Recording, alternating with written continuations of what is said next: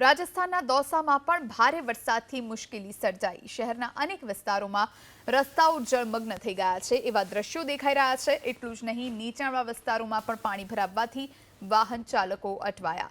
દौसाના Jaipur road પર bypass પાસે પાણી ભરાયા, જેને લઈ કેટલાક વાહનો પણ બંધ પડ્યા। જયપુર રોડની કોલોની પાસે મુખ્ય રોડ પર પાણી ભરાતા વાહન વ્યવહારને અસર થઈ, તો કેટલીક કોલોની સંપર્ક વિહોણી બની ગઈ।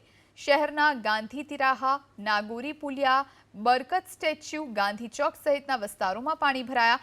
સાથે જ કેટલાક મકાનો અને દુકાનોમાં પણ વરસાદી પાણી ઘૂસી ગયા, જેને લઈ લોકોની મુશ્કેલીમાં વધારો થયો છે।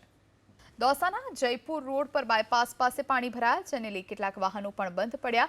જયપુર રોડની કોલોની પાસે મુખ્ય રોડ પર પાણી ભરાતા વાહન વ્યવહારને અસર થઈ, તો કેટલીક કોલોની સંપર્ક વિહોણી બની ગઈ।